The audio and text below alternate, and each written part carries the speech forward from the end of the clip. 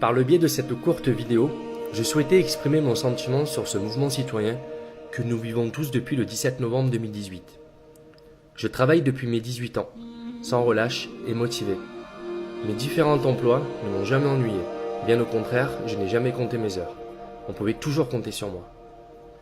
Pour moi, il faut travailler pour gagner sa vie, en phase avec le « travailler plus pour gagner plus », qui disait un ancien président. Quand j'allumais ma télévision et que je voyais ces gens manifester contre la loi travail, par exemple, je me disais que les gens n'avaient qu'à travailler et que se plaindre n'arrangerait pas leur situation. Mais ce qui m'ennuyait le plus dans tout ça, c'est que mes impôts augmentaient, année après année, juste parce que certaines personnes ne bougeaient pas leurs petits doigts pour trouver du travail. En plus de ces feignants, comme ils disent, il y a aussi le problème écologique de notre pauvre planète que certaines personnes ne respectent pas, ou ne respectent plus. Enfin, je me disais que tout augmente pour payer les assistés. En fait, pendant que vous regardez attentivement cette vidéo, et si c'est le cas, je vous en remercie, tout continue d'augmenter. Et pire, rien ne va plus pour notre planète. Les guerres, le manque d'eau et de nourriture dans de nombreux pays, l'instabilité du climat, jusqu'à la déforestation à l'échelle mondiale. Bref, nous pourrions passer des heures à constater les différentes choses qui ne vont plus. Alors, est-ce pour ces raisons que tout va mal?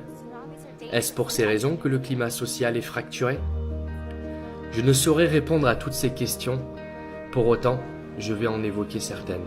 Le but ici est de vous faire partager ma nouvelle vision des choses, celle que je défends aujourd'hui et qui, j'espère, sera celle que vous défendrez demain. Samedi 17 novembre, je suis sorti pour la première fois manifester pour une politique dans laquelle je ne me reconnaissais pas. Mais aussi car je ne voyais rien de bon et de durable pour l'avenir. Je voyais l'augmentation de tout. Je voyais les retraités impactés.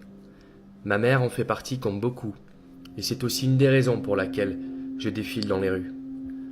L'injustice aussi est un élément déclencheur. L'affaire Benalla, par exemple, a révélé les pressions politiques sur la justice. Ce 17 novembre, nous étions vraiment beaucoup. Et c'était une grande première pour moi. J'en croyais pas mes yeux de voir autant de gens réunis dans ma petite ville. Un succès rien que pour le nombre. Mais pourquoi tant de monde dans la rue? Des femmes, des hommes, des enfants qui n'arrivent pas à joindre les deux bouts.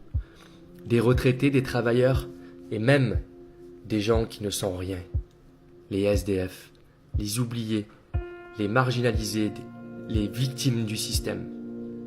Quel système peut autant réunir ce monde dans la rue? Quel système a pu donner cet élan que je n'avais jamais ressenti?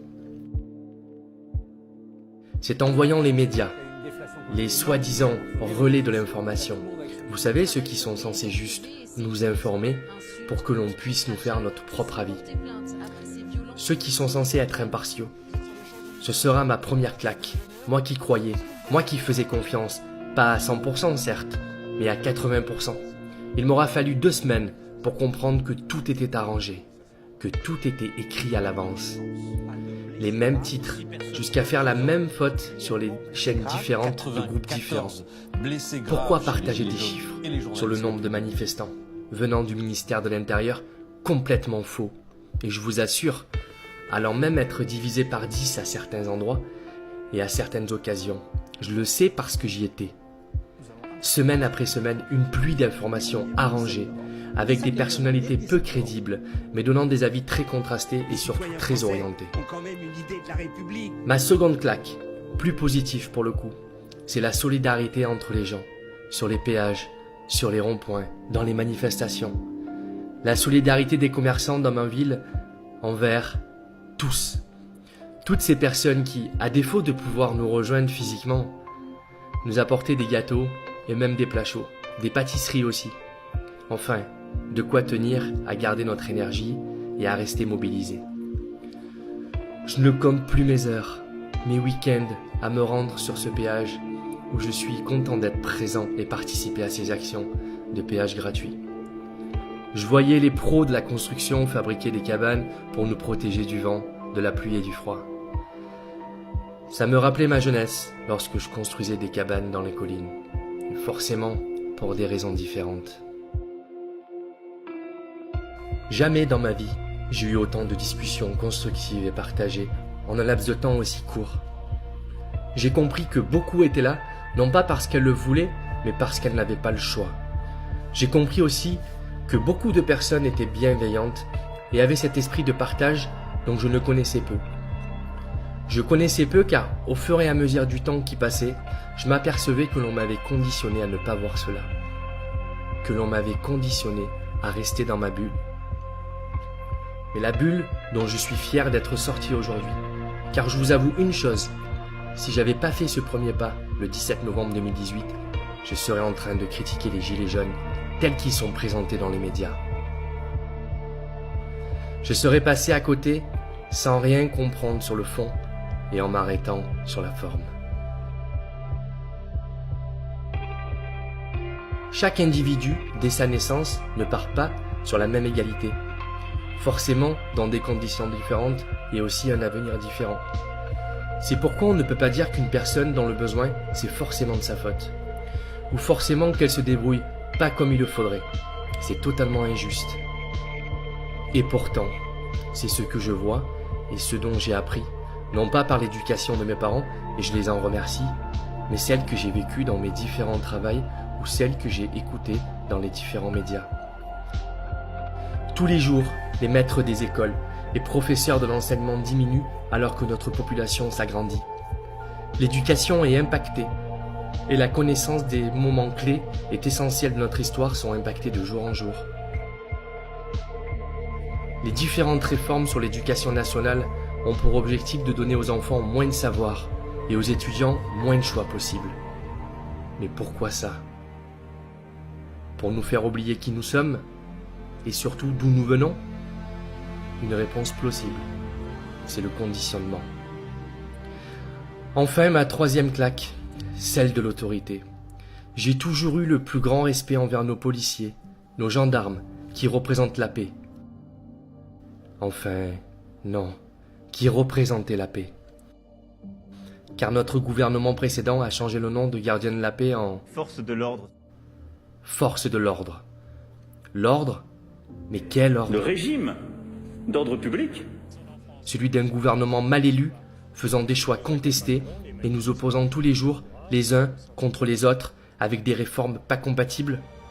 Celui d'un gouvernement qui pousse les gens à se suicider. Il ne se passe pas un jour sans qu'un agriculteur mette fin à sa vie. Il ne se passe pas une semaine sans qu'un policier mette fin à ses jours avec son arme de service. Celui d'un gouvernement où la justice a été en favoritisme et en corruption. Celui d'un gouvernement récompensant les mafieux où les personnes compétentes se raréfient. Celui d'un gouvernement qui permet et accepte l'errance de centaines de SDF dans les rues. Celui d'un gouvernement champion de tir de LBD 40 face à son peuple, mais laissant exprès monter la violence dans certaines zones. Celui d'un gouvernement taxant de plus en plus les gens les plus pauvres pour les donner aux plus riches. Celui d'un gouvernement qui fait en sorte que chacun des médias et instituts de sondage valorise ses actions et ses déclarations au quotidien. Celui d'un gouvernement dont le président s'envole chaque week-end loin de son peuple. Celui d'un gouvernement? Non, pas celui d'un gouvernement, car on nous donnerait un cap, un vrai. Un gouvernement honnête ne réagirait pas avec une violence aussi acharnée face à son peuple. J'appuie sur le mot violence, qui pour moi a toujours été l'inverse du mot police. Je dis bien été, car tout est mis en œuvre pour blesser, voire tuer, si nécessaire. Ce mouvement citoyen n'est autre que le fruit d'une politique détestée, mais visant à créer volontairement des inégalités pour servir les plus grands de ce monde. Une politique avec comme objectif celui de nous dire « travaille et tais-toi ». J'ai comme une impression de vivre un début de dictature dans notre pays où sont nés les droits de l'homme. Les droits de l'homme. Notre pays où sont nés liberté, égalité, fraternité. Notre pays où progressivement les deux premiers mots se sont estompés durant ces dernières années. La liberté tout comme l'égalité, la fraternité et l'amour ne sont pas le fruit du hasard. Jamais. Ils sont le fruit d'une résistance perpétuelle, méticuleuse, de génération en génération, pour maintenir vivace ce qui existe de plus naturel et qui va de soi. Sachant cela, je vous souhaite à tous de ne pas vous laisser dicter un ordre, des choses montées de toutes pièces, des règles qui vous mettent en inconfort et que l'on vous présente comme les seules possibles. Je vous souhaite d'œuvrer, puisqu'il faut le faire, jusqu'à atteindre ce sentiment naturel de liberté et cet idéal indispensable du bien vivre ensemble, jusqu'à considérer que le bonheur n'est point un luxe, mais un état naturel.